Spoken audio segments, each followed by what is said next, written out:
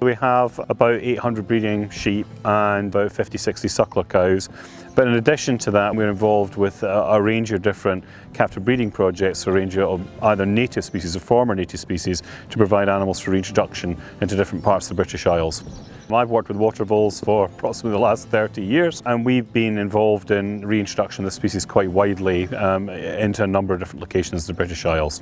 The Northumberland Wildlife Trust contacted us to have a chat about whether it would be feasible to reintroduce water voles into the watershed of Kielder. We went up to have a look at it. We thought it was perfectly suitable upland water vole habitat. So we've been catching animals obviously up in the north of England to provide the breeding stock which genetically are as near to the former population of the Kielder watershed as possible, and we're also using animals from Scotland because we know from their DNA that they're very similar to what formerly existed there. So I'm just putting in straw bale, which they'll use to make their own burrowing systems and houses for them whilst they're breeding. So we've just made up the pens ready to put out a breeding pen. We've just got to go and get the voles and put them out and then leave them to it.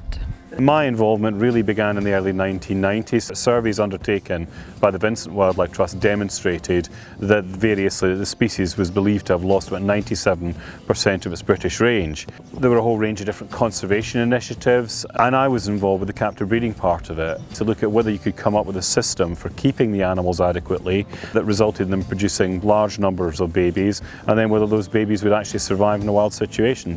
A lot of these have got mended corners on them where they've chewed out and then it's been mended with wire or fiberglass. They're very good at it, and some of them have to end up in glass tanks if they're really, really bad chewers. They've been overwintered in the buildings that are here, and right now we're pairing the animals up so they're males and females of equal weights. They're going out into the breeding cages behind the farm, and those animals will start breeding really within the next few days to produce many litters of babies that we will then to return to the Kielder project through the course of this year and for the next 5 years to come. This one here is a female vole.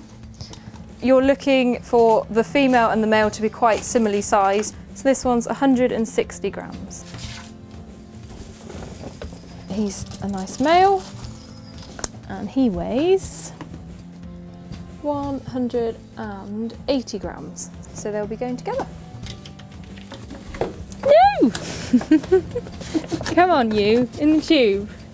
Why did I choose this one? You come out. No. Oh, you're bad, you are. Oh wait, we're being filmed. You're meant to behave. Right, you. This is going in this time.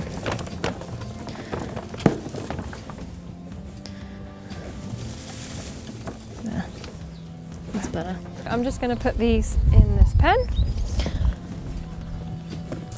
and then I'm going to let them go. So I'm just checking they're both pair 9, as pair 9 male and a pair 9 female. We'll feed them half an apple on one side and half an apple on the other side, half a carrot on one side, half a carrot on the other side, so they've got time to like sort themselves out. So yeah, that's done for 5 days so they don't have to fight over food. The gestation of a water vole is 3 weeks, so if we're really lucky we might see some babies within the next month or so.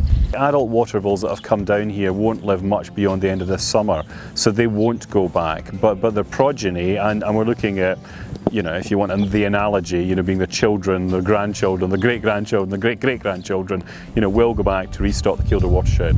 So today we've been through our Juve sibling group and they've been brought in from the overwintering pens into here, the vole room. They'll be taken up to one of our release sites and then released into the wild. The animals we bred here will go from here back up to Northumberland.